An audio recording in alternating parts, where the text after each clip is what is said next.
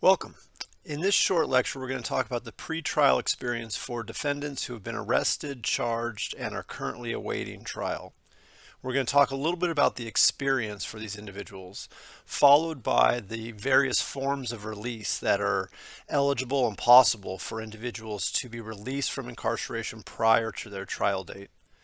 And then finally, I'm going to finish up with two links, one to a video that I've already asked you to watch, and the second one is to a podcast about potential reforms to the bail system here in America, and I'd like you to listen to that. The readings for this particular lecture are Chapter 7 from your course textbook. So let's go ahead and get started. So when we think about pretrial detention, somebody has just been arrested, they've been put into cuffs, they've been taken into custody, whether they initially go to a lockup or whether they go directly to a county jail. They find themselves at the county jail, they've been arraigned, they've been charged, and oftentimes we think of this as being a very traumatic experience for individuals. In fact, 1/3 of the deaths that occur during this pretrial period are from suicide for individuals. And most of the time this happens within 6 to 10 hours of being incarcerated. We also worry about the sort of the traumatic experience of this pretrial time period because we've seen, and we've talked about this a little bit in previous lectures, about jails becoming arguably, quote unquote, a mentally ill dumping ground. So for individuals with mental illness, this experience can be even more exacerbating given some of their mental issues. Same thing goes for individuals with substance dependency, whether or not they're going through symptoms of withdrawal or other related issues. This can also exacerbate the trauma for them. There's also individuals who are going to be facing medical needs. If they have getting access to medication or to doctors, and oftentimes we think about the individuals who may be ending up in our county jails. If they have medical needs, they may not necessarily have the financial resources or even the primary care doctors that they can quickly get access to make sure that their medical needs are being met. And then finally, we think about the limited ability for access to legal assistance. Once again, thinking about the idea that many individuals may not have their own, private attorney sitting by waiting for them. They're in sort of control of the court and they're waiting for a public defender to represent them. And with the exorbitant caseloads often faced by many public defenders, it may be quite a while before they have any access to legal assistance. And then finally, we think about this idea of the limited rights of detainees.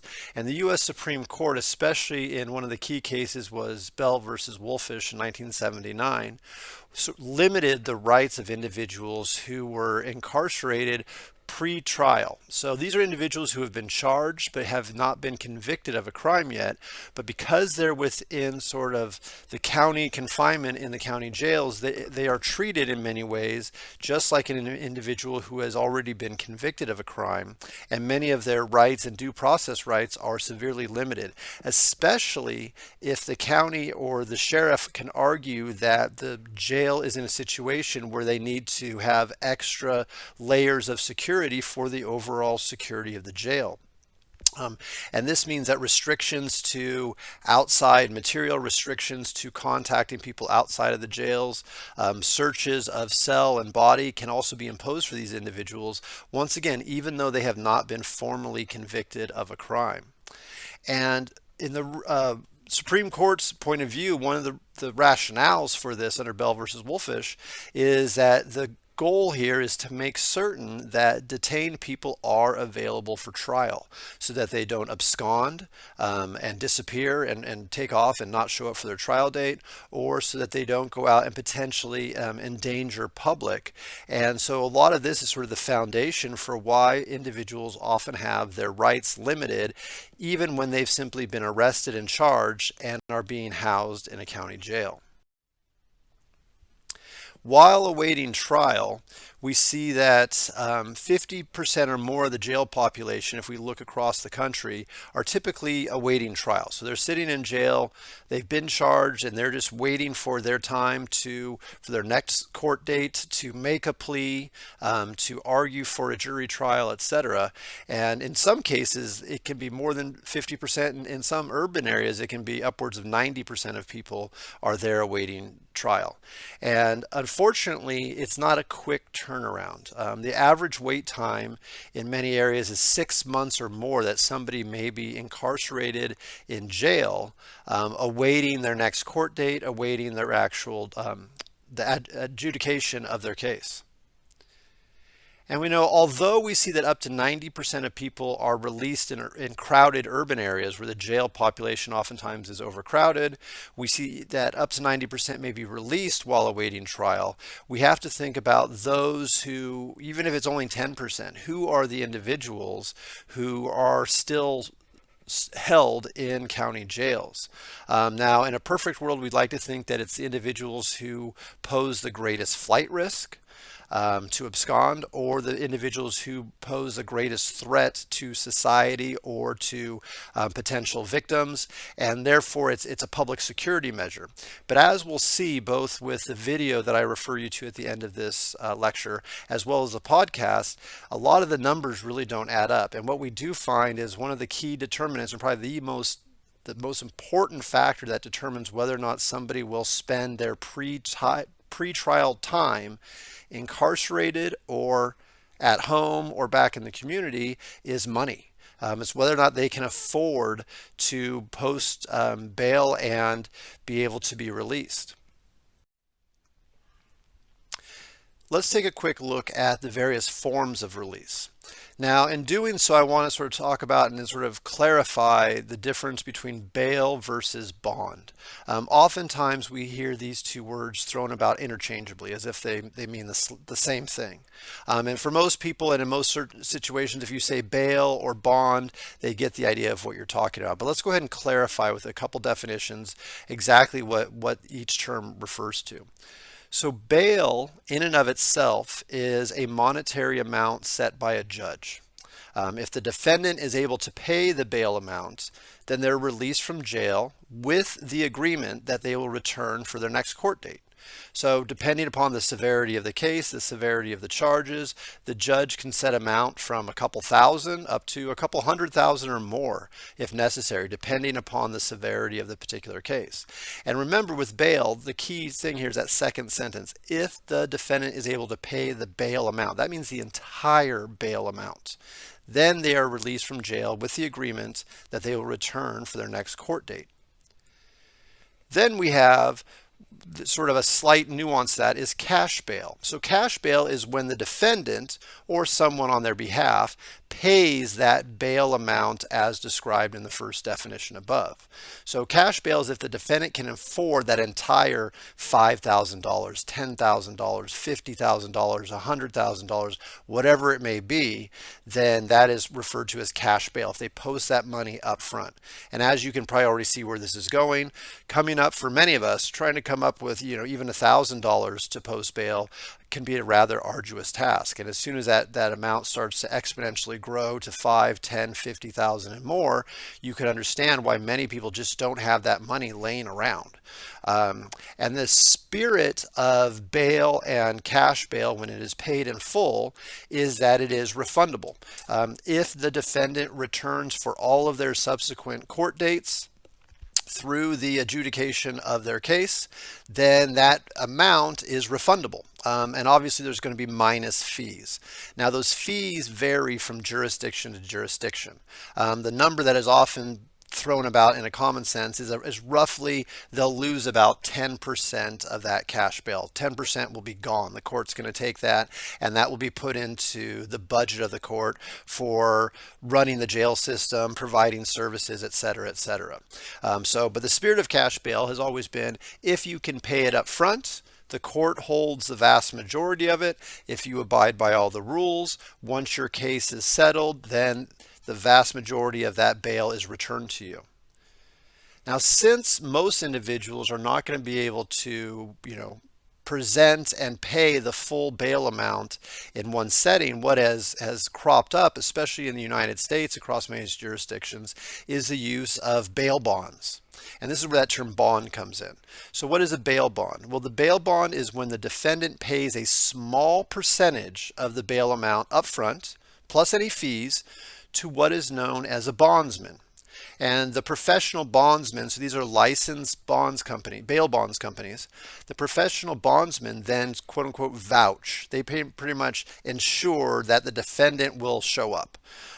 So they vouch for the defendant and agree to pay for any outstanding amount of the bail if the defendant doesn't appear at their upcoming court date.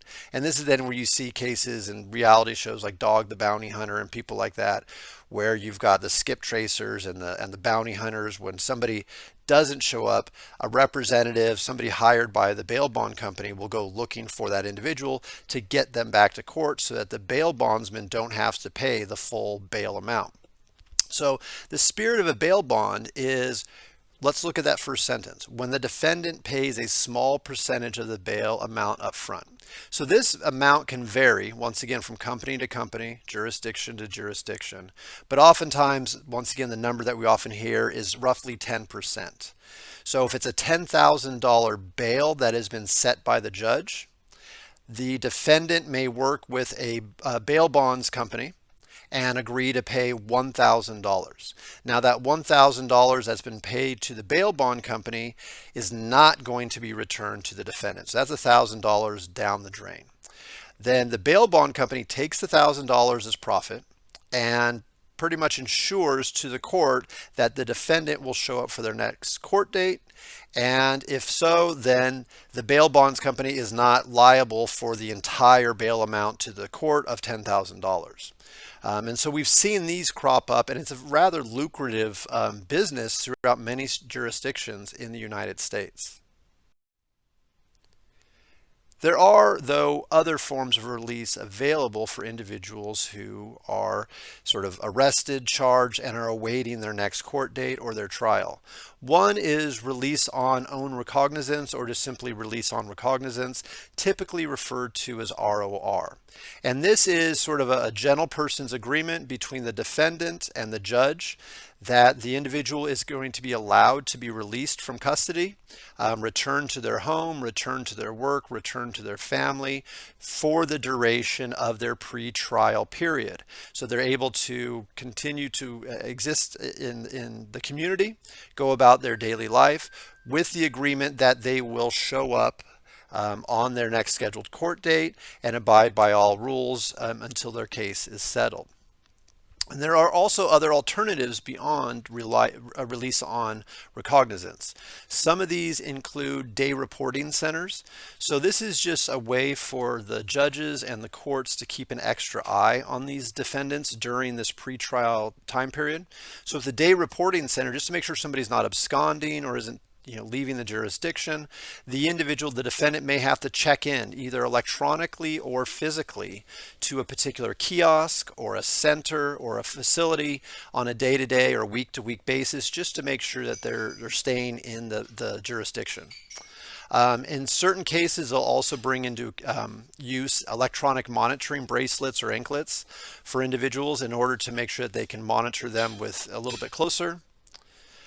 What we've started to see a growing use in across the U.S. are conditions to maintain release. So an individual may be sort of released ROR with these extra conditions imposed. So these extra conditions may be that you have to report to a day reporting center. It may be that you have to have drug testing. It may be that you have to show proof that you're maintaining employment or you're maintaining your education or whatever your day-to-day sort of conventional lifestyle consisted of. And as long as you meet those conditions, you will not be pulled back and thrown into jail prior to your trial. You will be allowed to remain in the community. And then finally, we see one of the things that has really come out of some of the research over the last decade has been sort of the usefulness and efficacy of what are known as court notification programs. And these are as simple as they sound. It is as simple as a text message, a phone call, a postcard that is sent out by the court to the defendant a couple days in advance, a week in advance, whatever it may be, prior to their next court date. And it's simply a reminder. So, and oftentimes we hear from defendants when they miss court dates, oftentimes it is because they didn't write it down on their calendar. They got the dates screwed up, or some other excuse or some other rationale for why they missed a particular court date. And with these court notification programs that have been found to be rather effective, the defendant receives a text message or gets a postcard in the mail that says, hey, by the way, don't forget you have a court date tomorrow or next week, so put it on your calendar. And these have been rather useful in ensuring that defendants show up for their court dates and proceed through their case until it is settled in an efficient manner. And if you think about it, something as simple as a postcard or a text message is much cheaper than drug testing or extra monitoring, and especially much cheaper than keeping somebody locked up in jail prior to their trial. And finally, to wrap up this short lecture, I want to make sure that you take a look at two pieces of media that you can find on the internet. One of them is a video that I referred you to a week or two ago, I believe. And it's a little short skit with a little bit of comedic approach to it, but I think it's got some really good points put together by John Oliver that sort of talks about the bail system in America and some of the inequities that we have found, and starts to introduce some of these other alternatives that should be considered in lieu of simply keeping people incarcerated in jail prior to their trial. And then second is a podcast that actually just was released earlier this week, so it's very, very timely. I'd like you to take the time to sit down and listen to this podcast. It includes one of our professors here at Cal State Long Beach, Christine Scott Hayward, as one of the guests. And in this podcast, they speak about cash bail reform in the United States with a specific focus on some groundbreaking new policies and laws that have gone into effect in Illinois. And I'll kind of leave it at that because I want you to take the time to listen to it and sort of get some of the takeaways, the good and the bad of the bail system, as well as what might be some valuable and useful alternatives as we move forward. So I'll leave it there for this particular lecture, and I will see you at the next lecture. Take care.